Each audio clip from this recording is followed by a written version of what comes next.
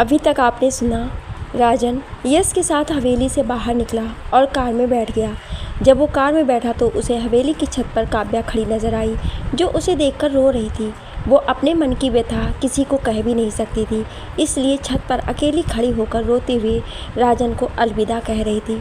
यश ने car start किया और कार चलाने लगा। काव्या उस कार को तब तक देखती रही जब तक वो कार उसकी आंखों के सामने से गायब ना हो गई। प्यार करते हैं हम आपसे, ये कह भी नहीं सकते किसी से, इस दिल में आपको छिपा रखा है, खुश हैं हम सिर्फ इसी से। अब आगे। दोपहर में सभी अपनी कुल देवी के दर्शन के लिए जा रहे थे। यश ड्राइव कर रहा था, उसके बगल वाली सीट अंश बैठा हुआ था। उनके पीछे शिखा, नीतू और काव्या बैठी हुई थी। यश बार बार शीशा ही ठीक कर रहा था जिससे वो शिखा को देख सके। यश ने कार में गाना चलाया, गुम है किसी के प्यार में दिल सुबह शाम, पर उन्हें लिख नहीं पाऊँ मैं उसका नाम। शिखा भी गाना सुनकर मुस्कुरा दी। तभी अंश ने गाना बदल दिया। यश ने उसे तिरछी नज़रों से देखा और फिर वही गाना बजा दिया। नीतू, आप भाभी के लिए गाना बजाएंगे भैया? क्या आप उनके लिए कोई शायरी या गाना नहीं गा सकते? अंश, हाँ भाई, सुना है आप पहले पार्टी में गाना गाते थे। यश ने घूरते हुए अंश की तरफ देखा। अंश, मुझे तो भाभी ने बताया था कि आपने गाना गाया था उनके लिए एक बार होटल में। यश, 2 साल पहले की बात है, ये उस समय गाता था मैं, पर अब नहीं। नीतू, प्लीज़ भैया सुनाओ ना कोई गाना। शिखा भी यश को मुस्कुराते हुए देख रही थी तो यश ने शीशे में से उसे देखा, फिर गाना शुरू किया। सुनो ना संगमरमर की ये मीनारे, कुछ भी नहीं है आगे तुम्हारे, आज से दिल पे मेरे राज तुम्हारा। सुनो ना संगमरमर की ये मीनारे, कुछ भी नहीं है आगे तुम्हारे, आज से दिल पे मेरे राज है तुम्हारा। बिन तेरे मध्यम मध्यम भी चल रही है धड़कन, जब से मिले तुम हमें आंचल से तेरे बंधे दिल उड़ रहा है। सुनो ना आसमानों की ये सितारे, कुछ भी नहीं है आगे तुम्हारे, ये देखो सपने मेरे नींद से हो के तेरे, रातों से कहते हैं लो हम तो सवेरे हैं वो, सच हो गए जो। सुनो ना दो जहानों के ये नज़ारे, कुछ भी नहीं है आगे तुम्हारे, आज से दिल पे मेरे राज तुम्हारा। सुनो ना संगमरमर की ये मीनारे। नीतू, क्या बात है भैया, आपको तो इंडियन आइडियल में होना चाहिए था, पता नहीं कैसे CBI में आ गए। यस, इसका तो पता आज तक मुझे भी नहीं चला। अंश, क्या कहा आपने? यस, कुछ तो नहीं। नीतू, काव्या तुझे क्या हुआ, तू क्यों चुप बैठी है सुबह से? काव्या, कुछ नहीं, बस ऐसे ही। यस ने कार रोक दी तो सब उसे देखने लगे। अंश, क्या हुआ, कार क्यों रोक दी? यस, आ गए मंदिर। सभी कार से नीचे उतरे और जाने लगे। यस शिखा के साथ चलता हुआ। कैसा लगा जाने मन मेरा गाना? शिखा, अच्छा था, पर यस, मुझे लगा तुम कहोगी बहुत ही लाजवाब था। शिखा, वो उस समय कहूँगी जब कोई रोमांटिक सॉन्ग सुनाएंगे आप, वो भी जब हम दो हों बस। यस, जो हुकुम बेगम साहिबा। मंदिर की सीढ़ियों पर अजय, सोनिया, दिलावर सिंह और सुलोचना जी खड़े उनका इंतज़ार कर रहे थे। दिलावर सिंह, कहाँ रह गए थे आप सभी? नीतू, वो भैया हमें गाना सुना रहे थे। सुलोचना जी, गाना सुना रहे हैं आपके लाडले आजकल? दिलावर सिंह, हमने भी सुनाए थे कभी। सुलोचना जी, आप भी ना। सभी मंद मंद मुस्कुराने लगे। शिखा भी मुंह पर हाथ रखकर हंसने लगी। तभी एक कार और आई जिसमें महावीर सिंह, शारदा देवी, सीमा और शशांक के साथ अमन और चीनू भी थे। महावीर सिंह, सब लोग आ गए? अजय, जी पापा, सब आ चुके हैं। सुलोचना जी ने शिखा के हाथों में पूजा की थाली दी। सुलोचना जी, बेटा ये कुमकुम, चंदन, फूल, ये सभी देवी माँ के चरणों में चढ़ाकर तुम्हें मंदिर की 7 बार परिक्रमा करनी है। यस, मंदिर तो ऊपर पहाड़ी पर है, तो शिखा परिक्रमा कैसे करेगी? सुलोचना जी, मैं जानती हूँ मंदिर पहाड़ी पर है। यस, हाँ वही तो, मंदिर के चारों ओर चक्कर लगाने का रास्ता कहाँ है? सुलोचना जी, मैं जानती हूँ कि मंदिर के 4 चक्कर नहीं लगाया जा सकता।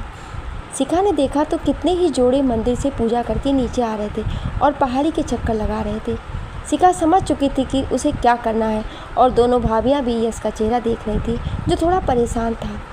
सभी ऊपर सीढ़ियों से चढ़कर मंदिर में पहुँचे। मंदिर में पहुँचने के बाद शिखा और यश ने पूजा किया और सबके पैरों को छुआ। शारदा देवी, आज तक किसी ने इस पहाड़ी के चक्कर पूरे नहीं किए। मेरे दोनों बहुओं ने तो बहुत ही मुश्किल से 3 चक्कर ही लगाए थे।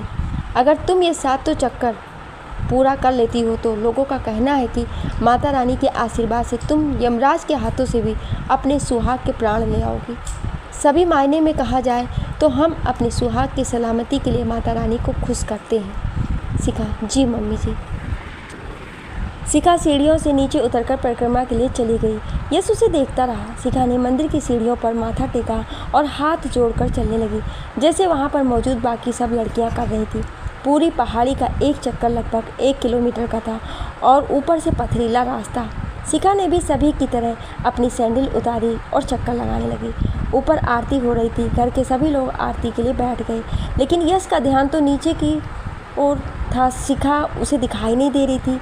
मंदिर बहुत ही ऊंचाई पर था। उधर शिखा हाथ जोड़कर मंदिर के चक्कर लगा रही थी। रास्ते में उसे कई ऐसी लड़कियां बैठी हुई दिखी जिनके चक्कर लगाते लगाते पैरों से खून निकलने लगा था। शिखा चलने लगी। उसके पैरों के नीचे नुकीले पत्थर भी आ रहे थे, पर वो बिल्कुल ऐसे चल रही थी जैसे उसके पैरों के नीचे फूल पड़े हों। चलते चलते मंदिर के 2 चक्कर पूरे हो गए थे। अब सर्दी के मौसम में भी उसे पसीने आने लगे थे। सूरज की रोशनी भी आंखों पर बहुत तेज़ी से लग रही थी।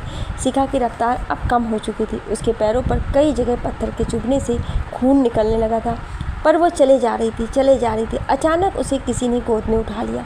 शिखा ने हैरानी से देखा तो वो यश था। शिखा: ये क्या कर रहे हो? उतारो मुझे नीचे। यश: कुछ नहीं, अपनी बीवी को मंदिर के चक्कर लगाने में मदद कर रहा हूँ। शिखा: उतारो आप मुझे नीचे। यश: नहीं। शिखा: आपने मम्मी जी की बात सुनी ना कि मुझे चक्कर लगाने हैं मंदिर के? यश: हाँ। शिखा: तो आप मुझे लगाने क्यों नहीं दे रहे हैं? यश: बड़ी माँ ने कहा तुम्हें चक्कर लगाने को, पर यह भी तो नहीं कहा अकेले ही लगाओ। शिखा: पर यह गलत है। यश: कुछ भी गलत नहीं है, तुम चुप रहो बस। शिखा ने चारों तरफ देखा तो सभी शादीशुदा जोड़े उन्हें ही देख रहे थे और मुस्कुरा रहे थे। उन्हें देखकर और लड़के भी अपनी पत्नियों को गोद में उठाकर चलने लगे। शिखा: आपने और जोड़ों को भी भड़का दिया, वो भी अपनी अपनी पत्नियों को उठाकर चलने लगे हैं। यस: अच्छा ही तो है, सिर्फ पत्नियां ही क्यों अकेले चक्कर लगाएं? पति के लिए पति का भी तो हक बनता है अपने पत्नियों के साथ। शिखा: ये तो है। यश ने शिखा को गोद में उठाए हुए ही मंदिर के बाकी 4 चक्कर पूरे किए और फिर जब लास्ट चक्कर होने वाला था तो शिखा को उतारकर भाग गया वहाँ से। शिखा चक्कर पूरा करके सीढ़ियों से मंदिर में पहुंची। वहाँ पर सभी उसे हैरानी से देख रहे थे। दोनों भाभियों की तो आंखें खुली की खुली रह गई थी। शिखा माता की मूर्ति के आगे घुटने टेक कर: शिखा, जो भी गलती हुई हो उसे माफ़ कर देना माँ, अब मैं क्या करूँ? वो है ही है इतने ज़िद्दी, सुनते ही नहीं है किसी की भी। शिखा ने एक बार फिर सभी के पैर छुए, तब तक यश भी वहाँ आ गया था। शिखा ने यश के भी पैरों को छुआ। सुलोचना जी, भगवान तुम दोनों को हमेशा ही खुश रखे। दिलावर जी, तुम सच में ही बहुत बहादुर हो बेटा, तुम नामुमकिन को भी मुमकिन बना सकती हो। शारदा देवी। शिखा ने यश की तरफ देखा जो मुस्कुरा रहा था। इस मामले में शारदा देवी भी अपनी बहुओं को तिरछी नज़रों से देख रही थी। अक्षय और शशांक भी उन दोनों को देख रहे थे। महावीर सिंह, अब एक दूसरे की चेहरा ही देखते रहोगे या चलोगे भी? सभी चल दिए। एक बार फिर यश कार ड्राइव कर रहा था। उसके बगल में अंश, पीछे काव्या, शिखा और नीतू बैठी हुई थी। घर पहुंचने में देर हो चुकी थी, इसलिए रास्ते में होटल से सभी ने खाना खाया और हवेली चले गए। रूम में पहुंचते ही शिखा बेड पर लेट गई। आज सुबह से ही काम करते करते थक गई थी वो। बिस्तर पर लेटते ही उसकी आंखें भारी होने लगी थी। ये शिखा को सुलाकर बाहर की तरफ जा रहा था तो शिखा ने उसका हाथ पकड़ लिया। शिखा, आप भी यहीं सो जाइए। यस, मैं कहीं नहीं जा रहा हूँ, पानी का बॉटल लेने जा रहा हूँ, बस अभी आया। यस पानी का बॉटल और हाथ में एक क्रीम लेकर आया तो देखा शिखा सो चुकी है। यस ने शिखा को चादर उड़ाया और उसके पैरों में एंटीसेप्टिक क्रीम लगाकर वो भी उसके बगल में लेट गया और शिखा को देखने लगा। वो बहुत ही प्यारी लग रही थी। यस ने उसके माथे पर किस किया और उसे देखते देखते वो भी सो गया। अगले दिन शिखा की आँख खुली तो खुद को यस के करीब पाया। उसका एक हाथ उसकी कमर पर था। शिखा लेटे ही लेटे यस को देखने लगी। शिखा, आप कितने मासूम लग रहे हो, पर हो नहीं आप इतने मासूम। कहते हुए शिखा ने यस के नाक पर किस कर लिया और उठकर बाथरूम की तरफ जाने लगी। पर जैसे ही वो उठी उसके पैरों में कुछ चिपचिपा सा लग रहा था। उसने बैठकर देखा तो उसके पैरों की तली में क्रीम लगी हुई थी। उसने यस की तरफ देखा तो उसने सिरहाने एक एंटीसेप्टिक क्रीम लगी हुई थी। वो मुस्कुराते हुए बाथरूम में चली गई। थोड़ी देर बाद वो नहाकर बाहर आई। उसने डार्क मैरून साड़ी पहनी हुई थी और बालों की चोटी बना रही थी। उसके बाल ज़्यादा लंबे नहीं थे। उसके पास इतना समय भी नहीं होता था कि वो अपने बालों का ठीक से ख्याल रखे, इसलिए वो हमेशा अपने बाल कटवाती रहती थी जिससे उसका जूड़ा आसानी से बन सके। तैयार होने के बाद उसने यश की तरफ देखा तो वो अभी तक सोया हुआ था। शिखा यश के बालों को सहलाती हुई, उठ जाओ मेरे प्यारे पति परमेश्वर, सुबह हो गई है। यश सोने दो जान। शिखा ठीक है आप सोइए, मैं चली नीचे। शिखा नीचे चली गई और मंदिर में पूजा करने के बाद किचन में पहुंची। किचन में पहले से ही सुलोचना जी मौजूद थी। वो दिलावर सिंह के लिए चाय बनाकर ले जा रही थी। सुलोचना जी आ गई तुम बेटा? शिखा जी मम्मी जी। सुलोचना जी तुम ब्रेकफास्ट और ले जाने के लिए लंच रेडी कर लो, दीदी से पूछ लेना कि क्या बनेगा। शिखा जी। शिखा ने बिमला के साथ मिलकर नाश्ता बनाया, फिर उसके बाद लंच बनाने के लिए सब्जियां काटने लगी।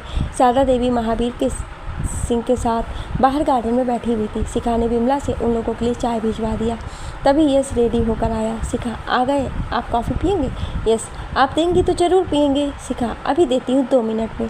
शिखा कॉफ़ी बना रही थी तो यश ने आकर उसे पीछे से पकड़ लिया और उसे कमर से उठाकर किचन की अलमारी पर बैठा दिया। शिखा ये क्या कर रहे हैं आप? अभी बिमला आ जाएगी। यस यही तो प्रॉब्लम है, हर बार कोई ना कोई आ जाता है। शिखा वो मेरा सोना बाबू, कोई बात नहीं, उदास नहीं होते। शिखा ने यश के गालों को छूते हुए बोला। यस हनीमून पर चलोगी? शिखा हनीमून पर कब चलना है? यस परमिशन लेनी होगी पापा से। शिखा ठीक है, पर चलोगे कहाँ पर? यस गोवा। शिखा नहीं। Yes Singapore. शिखा नहीं। यस शिमला। शिखा नहीं। Yes America. शिखा नहीं। यस तुम्हें बताओ कहाँ चलें? शिखा ऐसी जगह जहाँ पर समुद्र किनारे हमारा छोटा सा घर हो, जिसमें सिर्फ हम दोनों ही रहें और कोई नहीं। यस सोचते हुए ओके आपकी ये डिमांड पर पूरी करेंगे हम, लेकिन पापा से कुछ और बताना होगा। शिखा मेरा नाम नहीं आना चाहिए। Yes okay. काफ़ी बन चुकी थी तो शिखा ने यस को कॉफ़ी दी। यस ने एक घूंट पिया और बोला फीकी है। शिखा शुगर डाला है मैंने आज। यस मुझे एक्स्ट्रा शुगर चाहिए। शिखा कल आपके दांत में दर्द हुआ था ना एक्स्ट्रा शुगर से? यस दर्द ऐसा हो तो रोज़ सह लेंगे। यस ने शिखा के गालों पर किस कर लिया। तभी वहाँ बिमला आ गई। उसे देखते ही यस बाहर चला गया और शिखा अलमारी से उतरकर लंच बनाने लगी। डाइनिंग टेबल पर सभी ब्रेकफास्ट कर रहे थे। सभी को आज अपने अपने काम पर जाना था। यस पराठे खाते हुए पापा मैं कह रहा था कि दिलावर सिंह। कहिए क्या कह रहे थे आप? यस यही कि मैं और शिखा। दिलावर सिंह हाँ तुम नहीं जा रहे हो? यस क्या? दिलावर सिंह अभी आलोक जी का फ़ोन आया था, वो आज शिखा को ले जाने के लिए आ रहे हैं, इसलिए तुम्हें जाने की ज़रूरत नहीं है उनके साथ। यस खुशी ये कब हुआ? दिलावर सिंह कुछ कहा तुमने? यस नहीं। यस ने मुंह लटकाते हुए शिखा की तरफ देखा जो खड़ी हुई थी और खुश भी थी कि उसके पापा उसे लेने के लिए आ रहे हैं। उसकी तो खुशी का ठिकाना ही नहीं था। सबने ब्रेकफास्ट किया और चले गए। शिखा ने भी जल्दी जल्दी ब्रेकफास्ट किया और रूम में चली गई। उसे अपना सामान पैक करना था। वो अपने रूम में पहुंची तो देखा यस मुँह लटकाए बेड पर लेटा हुआ था। शिखा क्या हुआ, आप उदास क्यों हैं? यस सब कुछ जानते हुए भी ऐसे कह रही हो जैसे कुछ जानती ही ना हो। शिखा ओहो मेरे सोना, आप बिना बच्चों की तरह करते हैं। आओगे तो चलेंगे ना एक लंबे हनीमून पर? यस हाँ। शिखा क्या हाँ लगा रखे हो, हाँ बोलो ना। यस शिखा ने यस के माथे पर किस कर लिया और बालों को सहलाती हुई बोली जल्दी आ जाऊंगी मैं, आप पापा से कहकर जल्दी बुलवा लेना मुझे। यस मुझे भी दिल्ली जाना है। शिखा क्यों, फिर से कोई केस मिला है तुम्हें? यस डायरेक्टर साहब से मिलना है, उन्होंने बुलाया है मुझे। शिखा पर इस बार कोई रिस्क का काम मत करना। यस तुम्हें लगता है मैं करूँगा ऐसा कुछ? शिखा कुछ भरोसा नहीं है आपका, मैं ना रहूँ तो क्या क्या कर लो तुम। यस शिखा को गले लगाया और बोला तुम हो तभी तो मैं हूँ, यहाँ नहीं तो कहाँ होता ये मैं भी नहीं जानता। शिखा अब ज़्यादा ज्ञानी बाबा बनने की ज़रूरत नहीं है। यस उस रात हुई उस आदमी की बात सोचने लगा। तभी शिखा ने उसे लाया। शिखा क्या हुआ, क्या सोचने लगे? यस कुछ नहीं बस ऐसे ही। शिखा ठीक है सामान पैक करवाने में मेरी हेल्प करो। यस फिर मुझे क्या मिलेगा? शिखा कुछ नहीं ठेंगा। यस अच्छा। यस ने शिखा को पकड़ने के लिए हाथ बढ़ाया तो शिखा बेड से हट गई और यस बेड से नीचे गिर गया और शिखा वहीं खड़ी हुई हंसने लगी।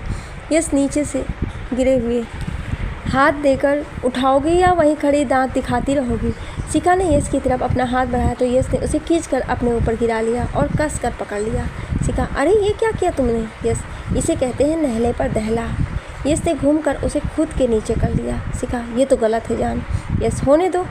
यस ने शिखा के चेहरे से उसके बाल अलग और उसे गौर से देखने लगा। शिखा क्या देख रहे हो? यस तुम्हारी ये आंखें जब मैंने पहली बार देखी थी ना तब मैं इनमें खो सा गया था। शिखा अच्छा। यस वो दिन मुझे अभी भी याद है जब एक खूबसूरत लड़की ने मुझे लिफ्ट दिया था और मैं तुम में ही कहीं खो गया था। जब तुमने चुटकी बजाई तब मुझे होश आया था। शिखा, मुझे तो तुम पूरे लल्लू लग रहे थे, पर तुम्हारा तरीका अच्छा था मुझे पटाने का। यस, मैं लखनऊ में किसी और काम से आया हुआ था, पर जब तुमसे मुलाकात हुई तो तुम्हारे बारे में मैंने पता किया, तो पता चला कि तुम एक अंडरकवर ऑफिसर हो और एक खुफिया मिशन पर काम कर रही हो। शिखा, फिर उसके बाद क्या किया तुमने? यस, कुछ नहीं, बस तुम्हारे करीब आने की कोशिश करता रहा। शिखा, तुमने मेरी बहुत मदद की मेरे भाई के कातिलों को ढूंढने में। यस, और तुमने शुक्रिया भी नहीं कहा आज तक। शिखा, ठीक है, अब कह देती हूँ, थैंक्स। यस, ऐसे नहीं। शिखा, फिर? यस ने झुक कर शिखा के होठों पर अपने होठ रख दिए। शिखा ने भी यस को कस कर पकड़ लिया। दोनों आंखें बंद कर एक दूसरे में खोए हुए थे। 10 मिनट बाद यस ने शिखा के होठों को छोड़ा। शिखा की सांसें तेज हो गई थी और धड़कनें भी काफ़ी तेज़ी से चल रही थी। यस, तुम्हें सामान पैक नहीं करना है? शिखा, जब आप जाने देंगे तभी तो पैक करूँगी। यस, आज मत जाओ ना जान। शिखा, जल्दी आ जाऊँगी मैं 1 से 2 दिन में, तब तक आप दिल्ली जाकर अपना काम निपटा लो। यस, ठीक है, तुम अपना सामान पैक कर लो, मैं भी जाऊँगा कल दिल्ली। यस उठा और उसने हाथ देकर शिखा को उठाया। शिखा उठकर अपनी साड़ी ठीक करते हुए, कल जब मम्मी जी आई थी तो आप बहुत गुस्सा हुए थे, पर आज तो आप ऐसे ही। शिखा ने सोचते हुए यस की तरफ देखा। यस, कल तुम्हारे पास होने की खुशी है, आज दूर जाने का गम है। यस ने बोलती हुई शिखा को कमर से पकड़कर अपनी ओर खींचा। यस, समझी मेरी जान? शिखा ने यस की आंखों में देखते हुए हाँ में सिर हिलाया और उसके कंधे पर अपना सिर रख दिया। उसके बाद यस ने शिखा का सामान पैक करने में मदद किया। फिर दोनों नीचे चले गए। घर पर सिर्फ अंश, काव्या, नीतू और घर की औरतें ही थी। सबने मिलकर लंच किया। 3 बजे तक आलोक जी भी आ गए। आलोक जी ने भारतीय परंपराओं का पूरा ख्याल रखते हुए शिखा के घर पर 1 गिलास पानी भी नहीं पिया और 1 घंटे से पहले ही शिखा को लेकर चले गए। शिखा जा रही थी तो यस उदास होते हुए उसे देख रहा था। अच्छा तो शिखा को भी नहीं लग रहा था, पर जाना भी ज़रूरी था। शिखा ने सबके आशीर्वाद लिए और सबसे बाद में यस के पैरों को छुआ और आलोक जी के साथ कार में बैठ गई। कार से एयरपोर्ट और फिर 2 घंटे में शिखा और आलोक जी दिल्ली पहुंच गई। 1 घंटे में शिखा और आलोक जी घर के दरवाजे पर थे। आलोक जी ने दरवाज़ा खटखटाया तो निम्मी ने दरवाज़ा खोला और शिखा को सामने देखकर चिल्लाती हुई उससे लिपट गई। निम्मी, मम्मा दीदी आ गई। निम्मी शिखा को हाथ से पकड़ते हुए अंदर लेकर आई। अंदर काजल, रश्मि, ऋतिक, अंजना जी और सुषमा जी थी। शिखा ने सबके पैरों को छुए और बैठ गई। उज्जैन से फरीदाबाद का सफ़र लंबा और थका देने वाला था। अंजना जी, तो कैसा लगा मेरी बेटी को उसका ससुराल? शिखा, बहुत ही अच्छा। सुषमा जी, और ससुराल वाले कैसे हैं? शिखा, वो भी अच्छे हैं। अंजना जी, तो इन 2 दिनों में क्या क्या किया मेरी बेटी ने अपने ससुराल में? शिखा ने ससुराल में हुई सारी बातें बताई, मंदिर वाली भी बात बताई, बस ये नहीं बताया कि यस ने उसे गोद में उठाकर बाकी के चक्कर लगाए थे। सब हैरानी से शिखा को देख रहे थे। काजल, क्या अब तक तुम्हारी दोनों जिठानियों में से किसी ने भी पूरे 7 चक्कर नहीं पूरे किए थे? शिखा, मैंने ही कब किए हैं। काजल, क्या हुआ? शिखा, बड़ी दीदी ने 3 चक्कर लगाए थे और छोटी वाली ने 4, लेकिन पूरे सिर्फ मैंने लगाए। शिखा ने चमकती आंखों से काजल की तरफ देखकर बोली। निम्मी, वाह दीदी, मंदिर के चक्कर लगाना, वो भी नंगे पाँव, वो भी पथरीले रास्ते पर, कितने इंटरेस्टिंग होगा ना? शिखा, नहीं उतना भी नहीं था। रश्मि शिखा के पैरों को देखती हुई, छाले वाले नहीं पड़े हैं तेरे पैरों में? शिखा, अरे नहीं, वो तो यस जी ने मुझे। शिखा बोलते बोलते चुप हो गई। रश्मि, यस जी ने क्या? शिखा, दवाई दे दी थी मुझे, जिसे मैंने लगा लिया था पैरों में। रश्मि और काजल शिखा को ध्यान से देख रही थी तो शिखा ने आंखों से इशारा करते हुए उनसे पूछा, क्या हुआ? उन्होंने भी गर्दन हिलाकर ना में सिर हिलाया। अंजना जी और सुषमा जी ने सभी के लिए चाय और नाश्ता ले आई। चाय पीते पीते सभी एक दूसरे से बातें कर रही थी। थोड़ी देर बाद शिखा अपने रूम में गई तो वहाँ रश्मि और काजल भी आ गई। काजल, अब बताइए शिखा जी, दामाद जी ने आपको क्या गिफ्ट दिया? मुंह दिखाई। शिखा सोचते हुए, गिफ्ट की क्या ज़रूरत है? रश्मि, मतलब कि उन्होंने कुछ नहीं दिया। शिखा, इसमें कौन सी बड़ी बात है? काजल, बहुत ही कंजूस है तेरे पतिदेव। शिखा, कंजूस नहीं है, उन्हें अगर कुछ देना भी है तो वो किसी को दिखाकर कुछ नहीं देते हैं। काजल, ओह। रश्मि, हम सभी के लिए खुशखबरी है। शिखा, क्या?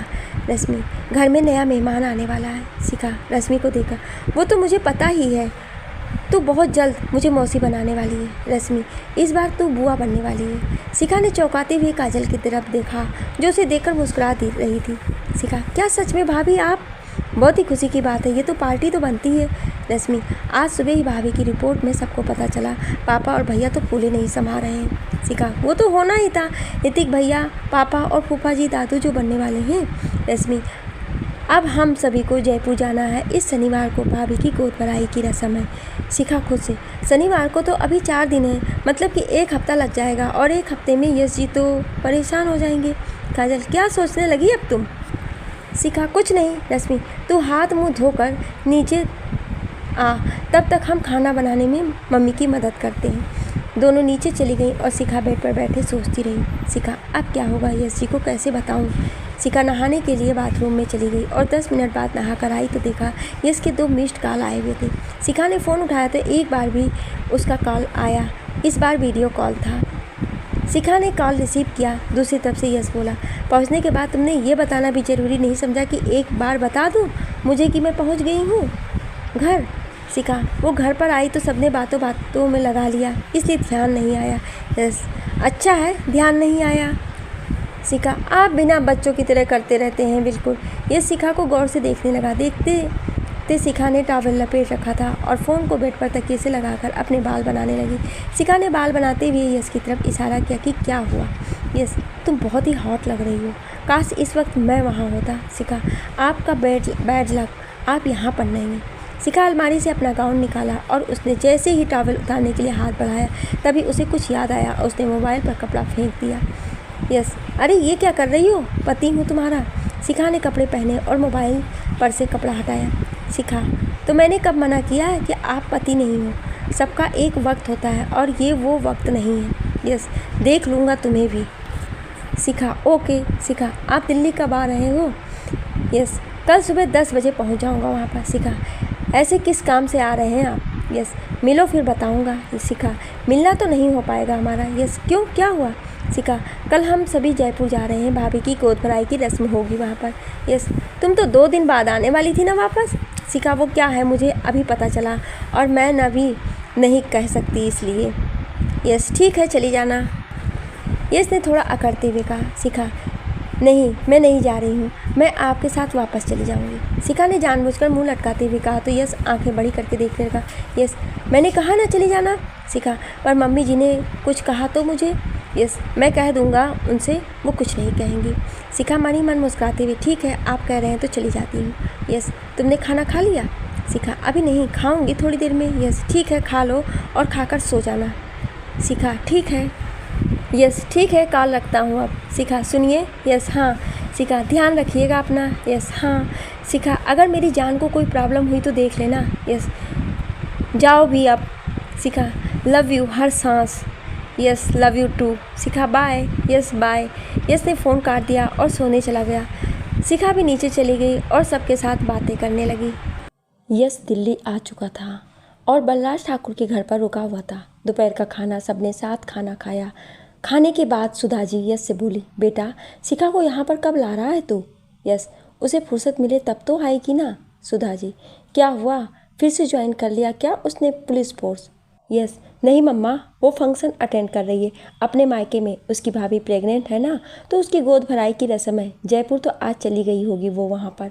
बलराज ठाकुर, जब वो वापस आएगी तो उसे यहाँ पर ज़रूर लाना। हम लोग भी तो कुछ दिन अपनी बहू के हाथों का खाना खा लें। यस, ठीक है, लौटते वक्त इधर से ही होते हुए जाएंगे।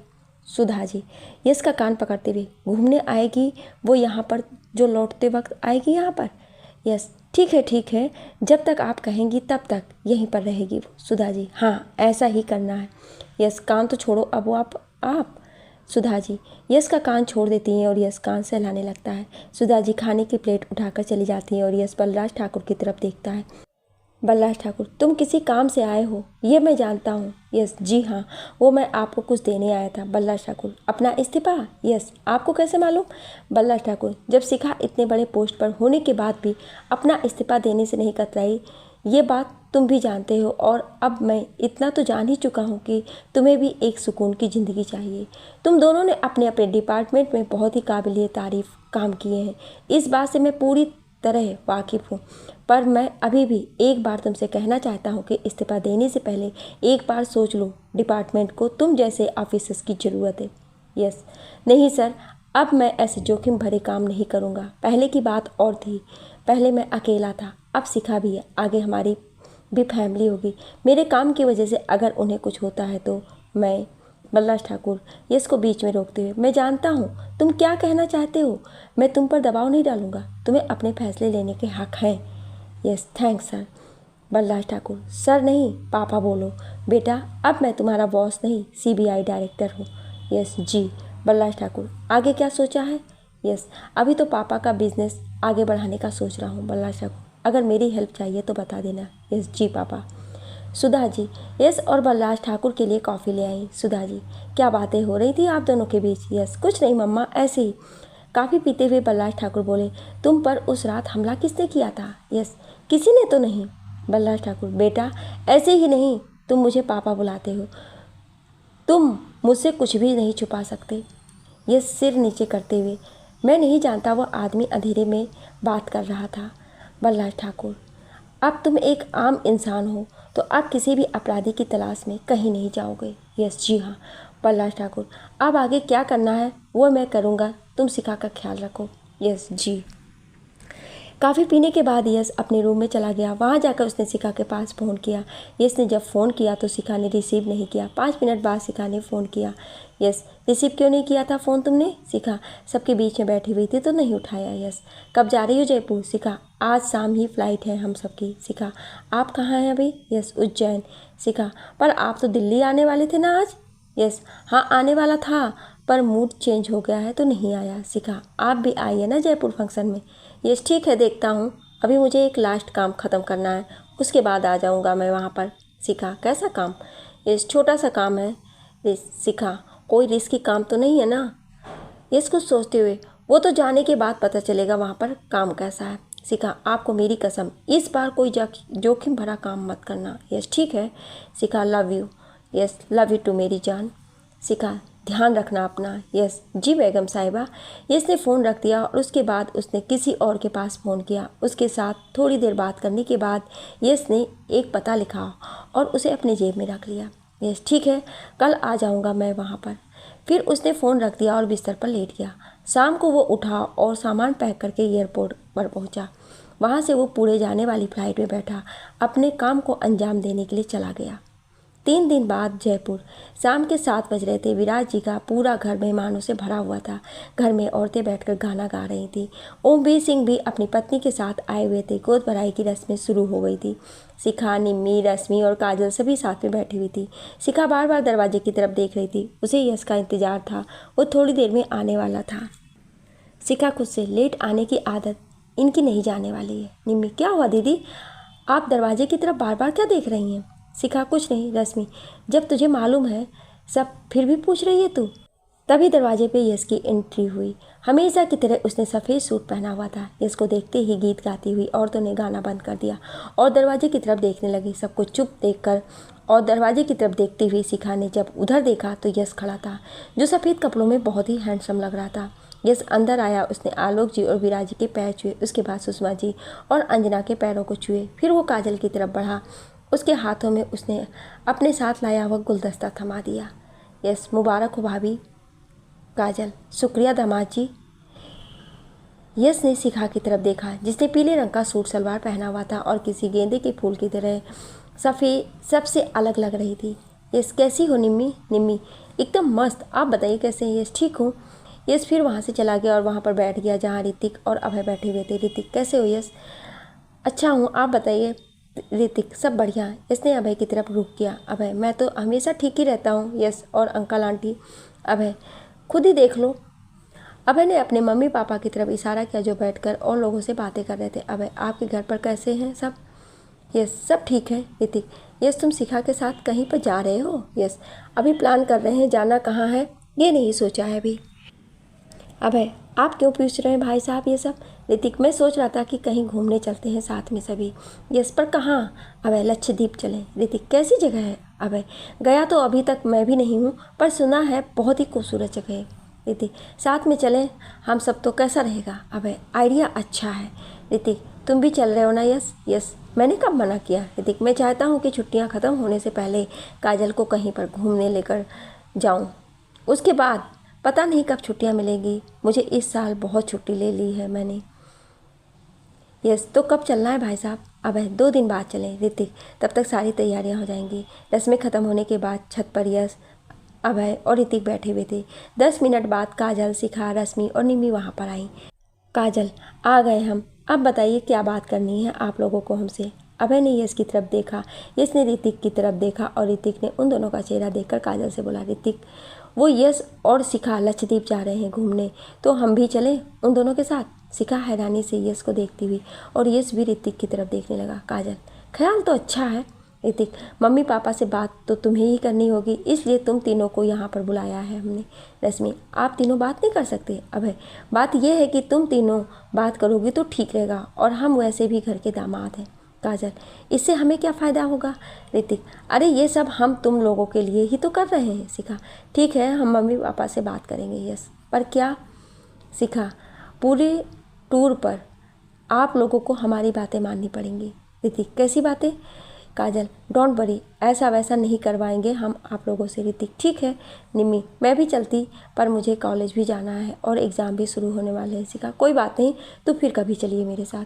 रश्मि, लक्षद्वीप जाने के लिए तो परमिशन लेनी पड़ती है ना। यस, वो मुझ पर छोड़ दो आप सभी। काजल, मैंने सुना है लक्षद्वीप जाने के 2 रास्ते हैं, एक जहाज़ का और दूसरा फ्लाइट का।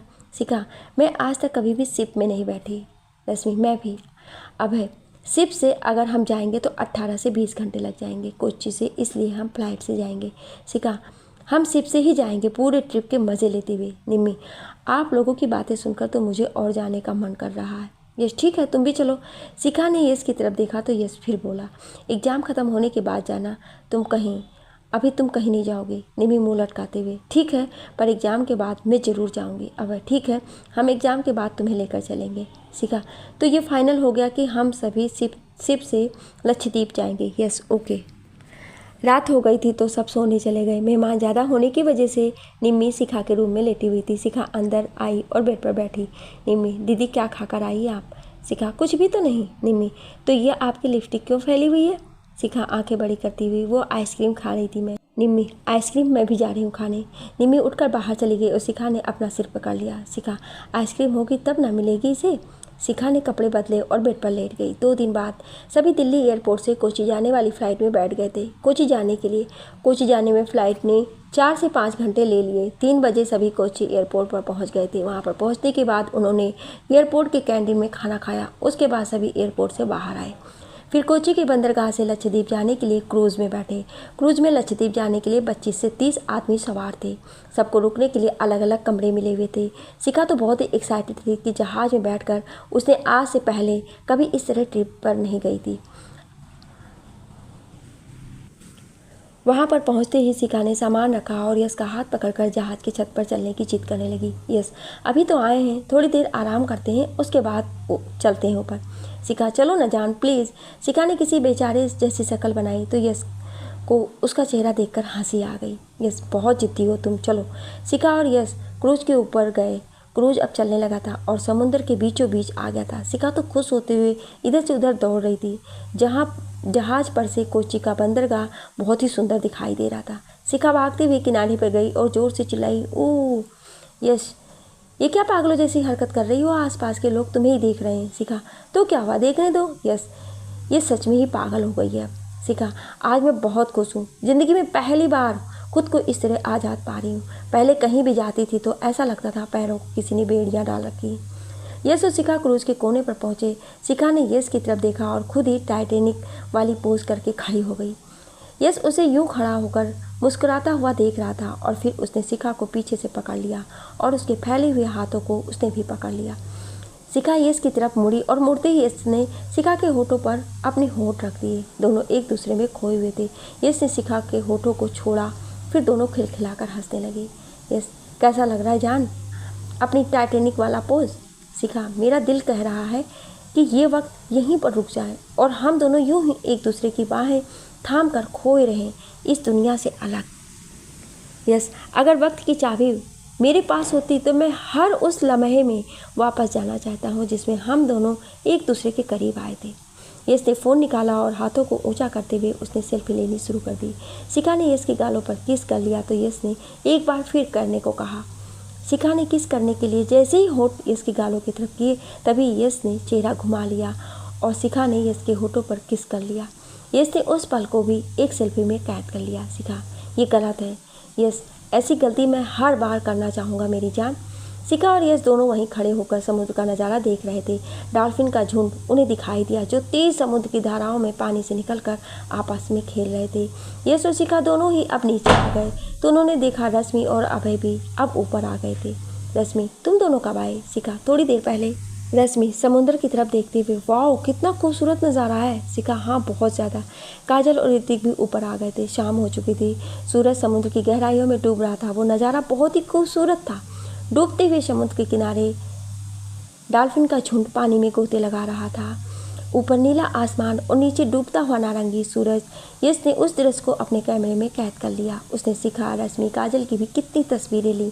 तीनों तो खुशी से पागल हुए जा रहे थे और इधर से उधर दौड़ लगा रही थी। शाम होने की वजह से क्रूज पर आइसक्रीम और बाकी खाने पीने की चीज़ें भी मिलने लगी थी। अभय ने 3 कप कॉफ़ी ली और तीनों लेडीज़ के लिए आइसक्रीम ली। धीरे धीरे शाम से अंधेरा हो गया था। सभी नीचे आ गए। वो एक VIP क्रूज था जिस पर हर तरह की सुविधाएं उपलब्ध थी। अब सभी क्रूज के बेसमेंट में पहुंचे। वहां का नज़ारा बहुत ही सुंदर था। चारों तरफ रंग बिरंगी लाइट्स और झूमर लगे हुए थे। म्यूजिक की बहुत ही खूबसूरत धुन वहाँ पर मौजूद। म्यूजिशियन बजा रहे थे। लाइट धीरे धीरे चल रही थी और बुझ रही थी। सभी कपल्स वहाँ पर मौजूद घूमते हुए डिनर की टेबल पर बैठ गए। सबकी टेबल्स पर वहाँ पर मौजूद वेटर्स ने कई तरह की डिश रख दी और फिर बहुत ही धीरे धीरे सभी टेबल वहाँ पर घूमने लगे। सभी म्यूजिक एंजॉय करते हुए डिनर कर रहे थे। डिनर करके सभी एक साथ अभय के रूम में बैठकर बातें करते रहे। बातें करते करते शिखा यश के कंधे पर सिर रखकर सो गई। यश उसे गोद में उठाकर अपने रूम में ले जाकर सुला दिया। उसके चेहरे से बाल हटाकर उसे देखने लगा। उसने सोते हुए शिखा की 3-4 फोटो ली और फिर वो भी उसके बगल में लेट गया। सुबह 6 बजे ही सभी लक्षद्वीप पहुंच गए। वहां से उन्होंने होटल जाने के लिए टैक्सी बुक की।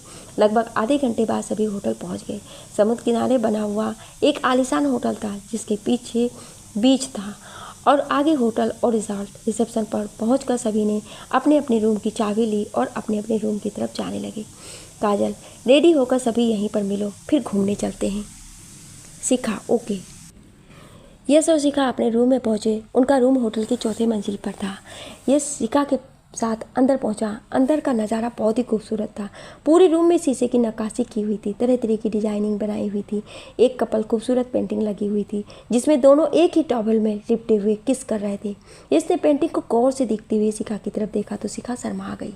यश शिखा के करीब जाकर बोला, नहाने चलें? शिखा, तुम जाओ, मैं बाद में नहा लूँगी। यश, अरे यार हनीमून पर आए हैं, कुछ तो रोमांटिक हो जाओ। शिखा, अच्छा जी रोमांटिक? यश, हाँ मेरी जान। शिखा, मुझे भूख लगी है। यश, तो ये बात है। शिखा, जी। यश, इसका भी कुछ करते हैं। शिखा, मैं नहा कर आती हूँ, तब तक आप टीवी देखो। यश, 5 मिनट में आ जाओ वरना मैं अंदर आ जाऊँगा। शिखा, ओके। 15 मिनट बाद शिखा नहाकर बाहर आई तो देखा यश बेड पर लेटकर फ़ोन चला रहा था। शिखा, कुछ कहा था आपने? यश, क्या? शिखा, भूल गए?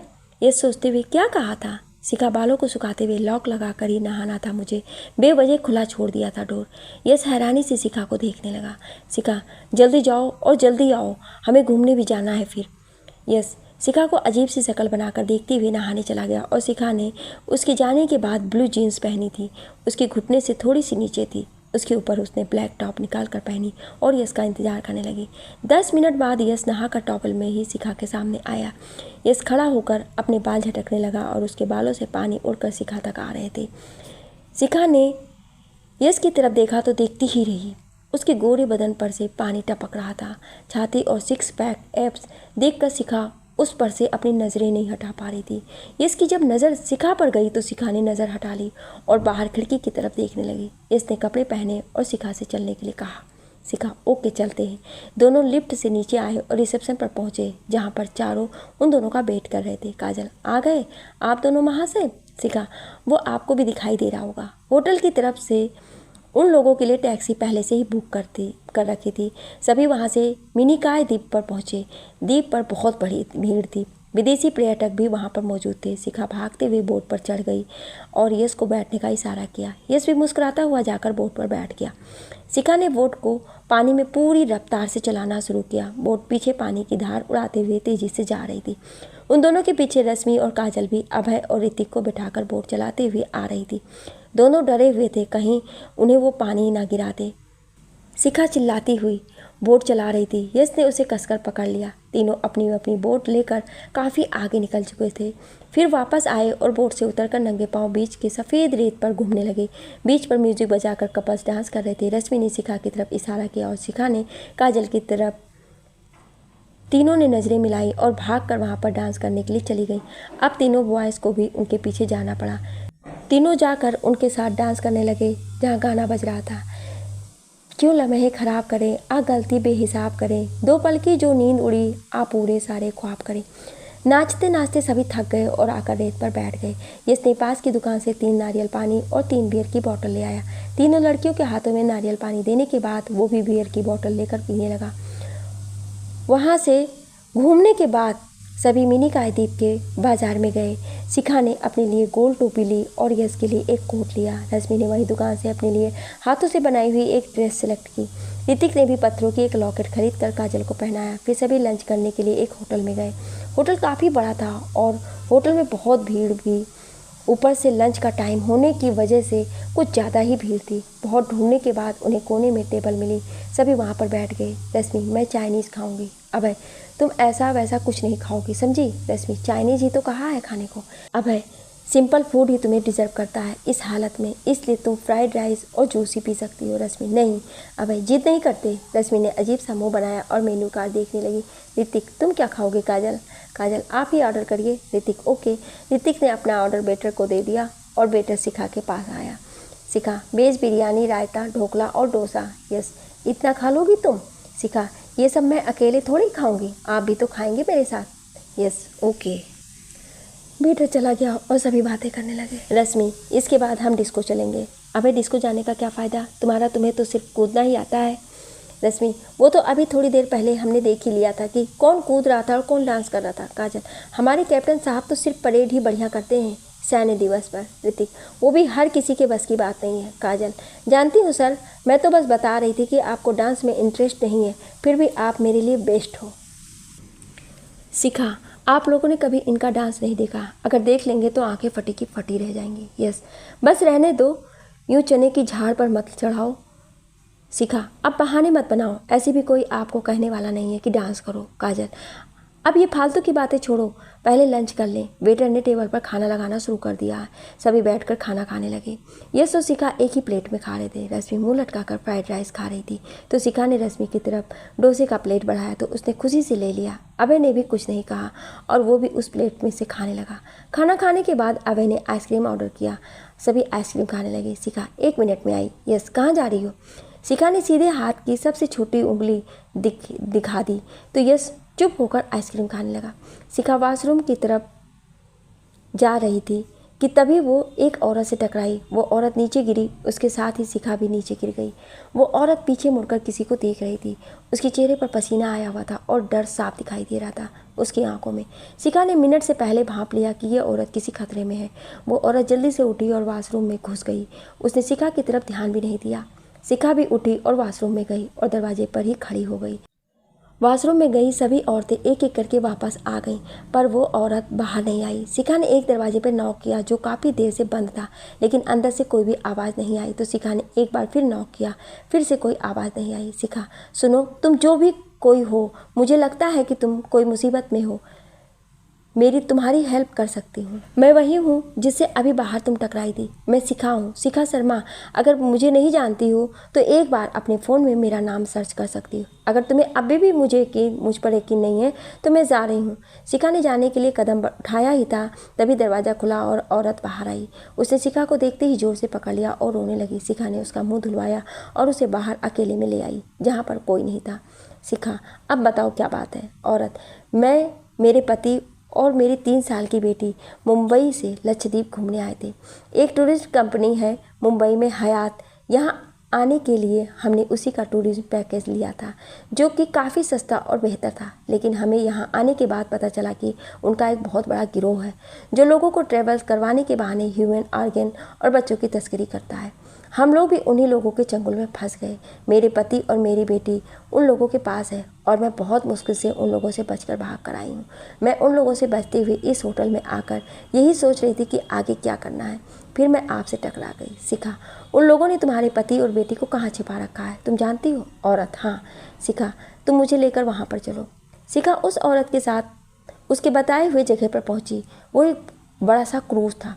उस क्रूज के दूर दूर तक कोई भी आदमी नजर नहीं आ रहा था। उसके आसपास कई बड़े बोट और छोटे क्रूज भी थे। शिखा, सभी बच्चे और आदमी इनमें से कौन से क्रूज में हैं? औरत, उस बड़े से क्रूज में जिसमें वो लाल झंडा लगा है। शिखा, ठीक है, तुम यहीं पर रुको, मैं अंदर जाती हूँ। शिखा पानी में तैरते हुए क्रूज के पास पहुंची और क्रूज पर चढ़ गई। अब वो क्रूज के बेसमेंट की तरफ बढ़ रही थी कि तभी किसी ने उसके सिर पर मारा और वो सिर पकड़कर बेहोश हो गई। उसके सिर पर मारने वाला आदमी उसके पास खड़ा हो गया और अपने हाथों का झंडा फेंकते हुए बोला, एक के साथ एक फ्री, ले जाओ इसे और बेसमेंट में बाकी लोगों के साथ डाल दो। दो आदमी शिखा को घसीटते हुए लेकर जाने लगे और दो आदमी उस औरत को बालों से पकड़कर क्रूज पर ले आए। यही उस लड़की को अपने साथ लेकर आई थी। उस आदमी ने उसे एक थप्पड़ मारा और वो औरत नीचे गिर गई। तुझे क्या लगा तू हम लोगों से बच जाएगी? हमारे आदमी इस पूरे द्वीप पर फैले हुए हैं, कोई भी हमसे बचकर नहीं जा सकता है। जब शिखा काफ़ी देर तक नहीं आई तो यश शिखा को देखने अंदर गया, जिस तरफ वॉशरूम था। उसके साथ काजल भी थी। वो अंदर वॉशरूम में गई तो उसे शिखा नहीं मिली। काजल, दामाद जी, शिखा नहीं है अंदर। यस, अंदर नहीं है तो गई कहाँ?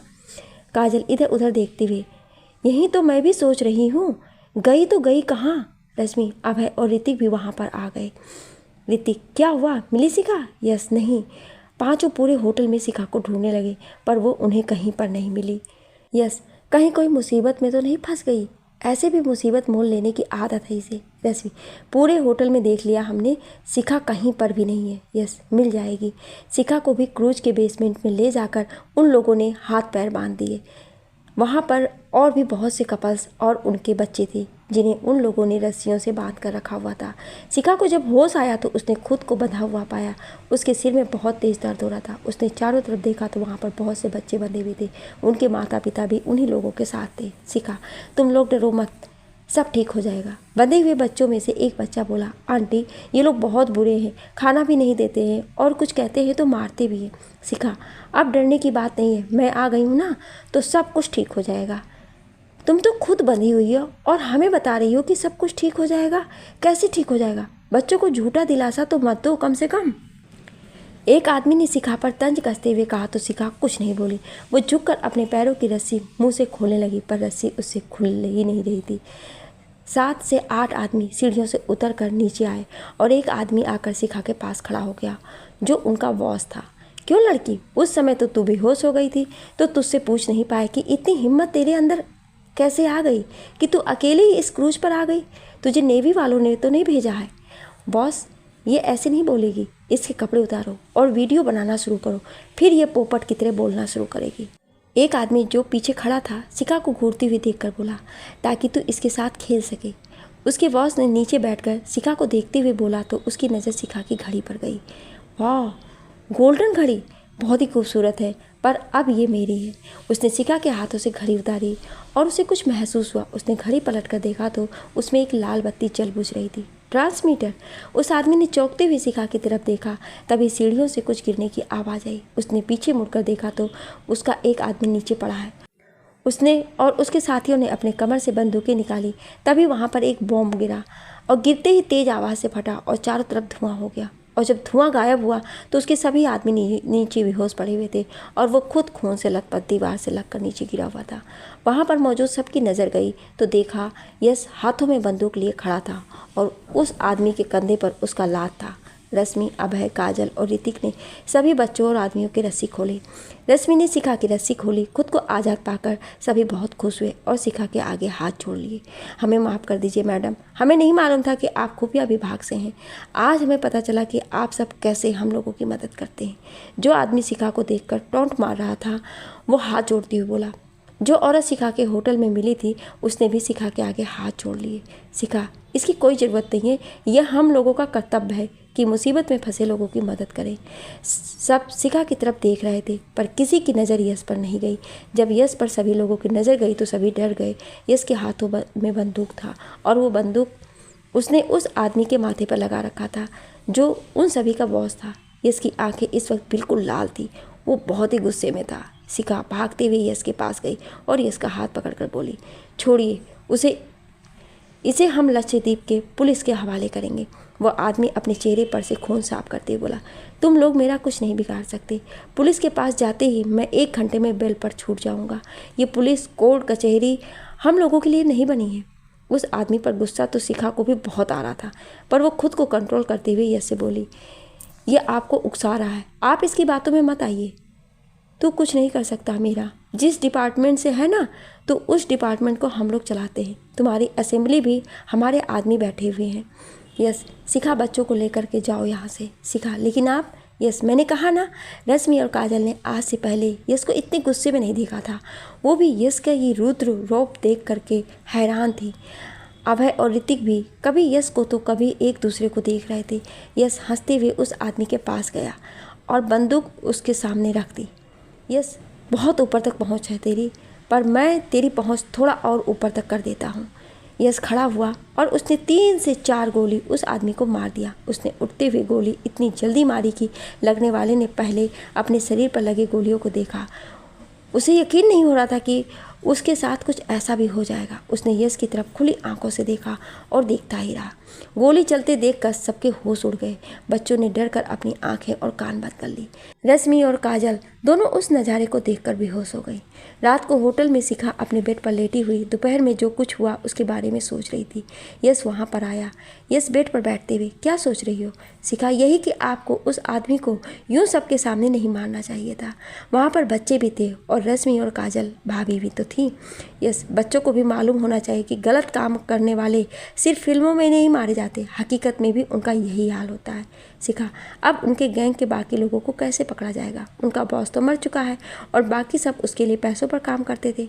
यस, उनका पूरा गैंग पकड़ा जा चुका है और सीबीआई लगातार उनके हर जगह के ठिकानों पर रेड डाल रही है। शिखा, इतनी जल्दी? यस, तुम भूल रही हो कि तुम्हारा हस्बैंड सीबीआई में रह चुका है। हमें किसी गैंग को पकड़ने के लिए स्टेट से परमिशन नहीं लेनी पड़ती है, हम डायरेक्ट पहुंचते हैं। शिखा, ओ आई सी, मैं तो भूल ही गई थी। यस, तुम हमेशा ऐसी ही मुसीबत मोल ले लेती रहोगी। शिखा, क्या करूं? मैं नहीं जानती, खुद ही आ जाती हूँ। यस, हर बार बचाने के लिए मैं नहीं आऊँगा। सोचो, अगर मैं नहीं रहा तो क्या करोगी? शिखा गुस्से से यस का कान को पकड़ते हुए, अगर दोबारा ऐसा कहा ना तो देखना। यस, छोड़ो मेरा कान। शिखा, पहले प्रॉमिस करो कि दोबारा नहीं बोलोगे ऐसा कभी। यस, ओके बाबा, प्रॉमिस, अब नहीं कहूँगा कभी। शिखा ने मुंह दूसरी तरफ घुमाया और बैठ गई। यस ने शिखा के कंधे पर किस किया और पीछे से उसे गले से लगा लिया। शिखा, छोड़ो मुझे, आपसे बात नहीं करनी। यस, ओहो सॉरी। शिखा, यस, हाय मेरी जान, कितनी खूबसूरत लगती हो जब तुम यूं अपना मुंह टेढ़ा करती हो। एक बार फिर से करके दिखाना जरा।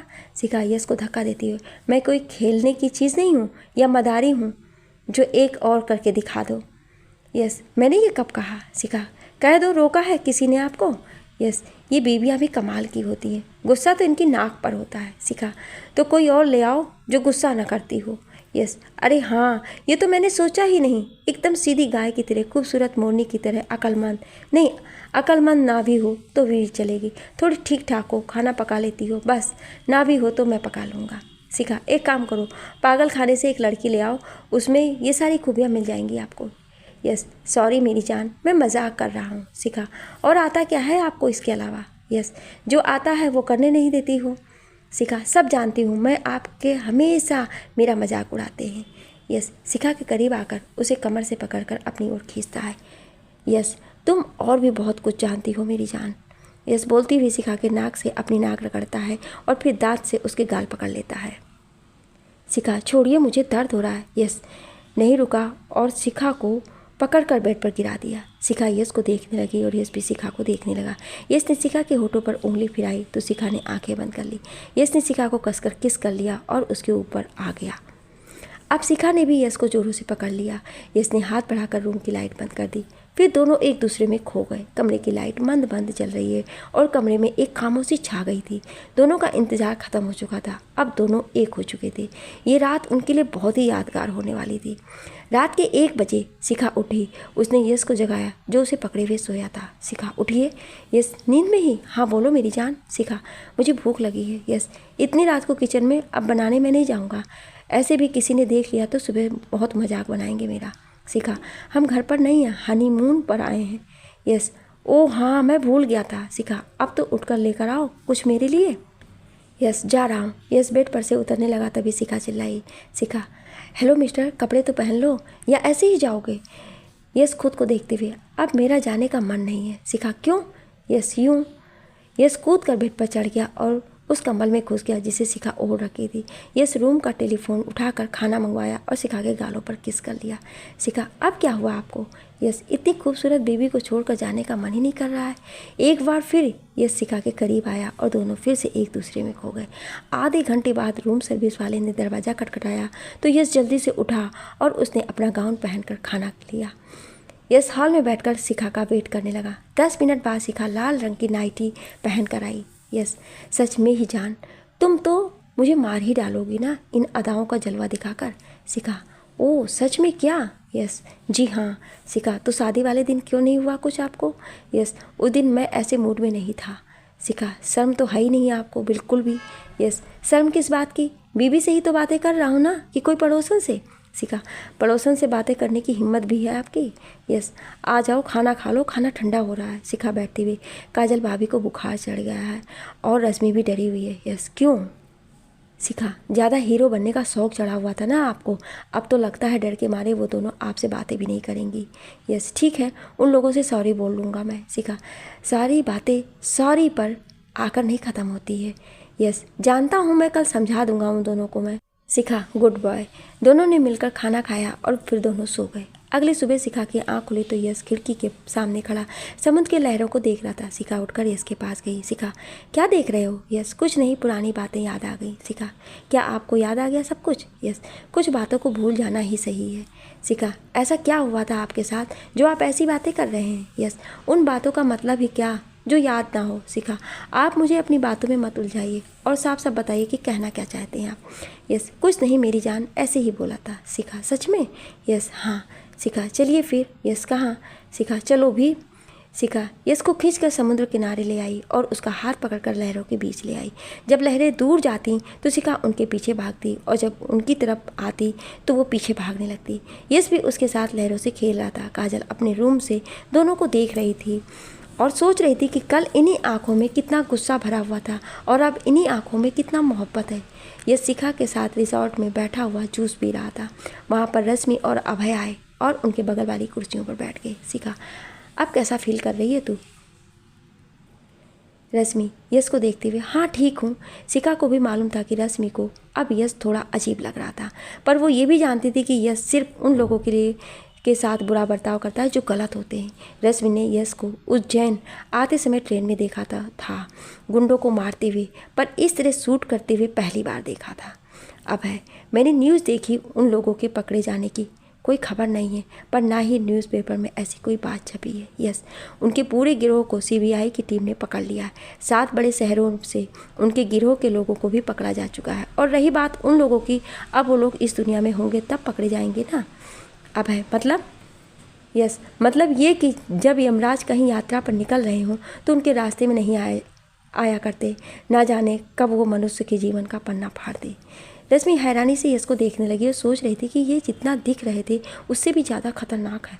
ऋतिक काजल के साथ आई और वो भी उन लोगों के साथ बैठ गई। रश्मि, अब कैसा है आपका बुखार भाभी?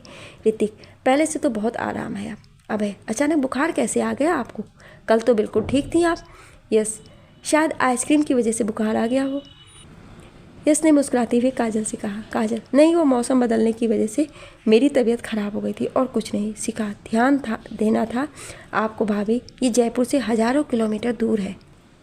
सभी बैठकर बातें कर रहे थे। कुछ लड़कियां बिकनी पहने समुद्र से नहाकर आई और उन लोगों के सामने ही वॉलीबॉल खेलने लगी। ना चाहते हुए भी तीनों महाशय की नज़र उस ओर चली गई। अब तीनों बातें कम और उस तरफ ज़्यादा देख रहे थे। शिखा, ज़्यादा उस ओर देखने की ज़रूरत नहीं है, ऐसे भी बहुत से लोग उन चारों को ताड़ रहे हैं। लड़कियां जब खेलने आई थी तो उसके बाद से भीड़ वहां और ज़्यादा बढ़ गई थी। किसी को उनके गेम में इंटरेस्ट नहीं था, पर उनमें ज़रूर था। जब शिखा को यह अच्छा नहीं लगा था, वो उठकर वहां से चल दी। उसके पीछे काजल और रश्मि भी चली गई। यूँ तीनों बिना कुछ कहे चली गई, और क्यों गई ये भी वो लोग जान चुके थे। वो भी उनके पीछे भागते हुए गए। अभय, क्या हुआ? तुम तीनों क्यों आ गई उठकर वहाँ से? रश्मि, आपसे मतलब? अभय, मतलब मुझे ही तो है, और किसको है? तीनों ने जाकर भागते हुए उन्हें पकड़ लिया। यस, शिखा चले घूमने आज पब में। शिखा, जिन्हें देख रहे थे उनके साथ ही चले जाओ, मुझे ले जाने की क्या ज़रूरत है? यस, वो तो ऐसे ही नज़र चली गई। काजल, नज़र एक बार जाती है, बार बार नहीं। ऋतिक, अच्छा बाबा, हो गई गलती, अब नहीं होगी दोबारा। काजल, वो तो दिख ही रहा था मुझे। तीनों आगे निकल गई और तीनों वहाँ से उन्हें खड़ा होकर देखते रहे। अभय, आप क्या करें? ऋतिक, करना क्या है? यस, गाना आता है आप दोनों को? अभय, आता तो पहले ही यह करतब कर चुका होता मैं। यस, अब करते हैं ना। यस ने होटल से फ़ोन करके जीप मंगवाया, जिसे अक्सर वहाँ पर घूमने वाले सैलानी लेकर घूमने जाया करते थे। होटल से जीप आई और उन्हें चाबी देकर ड्राइवर चला गया। तीनों जीप में बैठे यश ड्राइव कर रहा था। जीप चलाते हुए वो उन तीनों के पीछे पहुंचे और यश हॉर्न मारने लगा तो तीनों ने मुड़कर देखा। अभय, हेलो मिस, लॉन्ग ड्राइव पर चलोगी? रश्मि, हमें नहीं चलना आप लोगों के इस खटारा में लॉन्ग ड्राइव पर। यश गाड़ी उन तीनों के गोल गोल घुमाने लगा, जैसे कोई रेसर अपनी कार टायर को घिसकर घुमाता है, पर रेत की वजह से कार घूम ही नहीं रही थी। अभय, भाई ये तरीका यहाँ नहीं चलने वाला है, ऐसे तो सिर्फ बेइज्जती ही होगी। यस, लगता है प्लान बी इस्तेमाल करना पड़ेगा। ऋतिक, कैसा प्लान बी? यस कार से नीचे उतरा, शिखा के पास जाकर खड़ा हो गया। यस, चलो आपको लक्षद्वीप की सैर कराते हैं। शिखा, मैं खुद कर लूँगी सैर। यस, जैसा तुम चाहो। यस पीछे हटा और शिखा का हाथ पकड़कर अपनी तरफ खींचकर उसे कंधे पर उठा लिया। काजल और रश्मि उसे आंखें फाड़ फाड़ कर देख रही थी। शिखा, नीचे उतारो मुझे अभी। यस, अब तो मुश्किल है। यस, शिखा को ले जाकर जीप के फ्रंट सीट पर पटक दिया।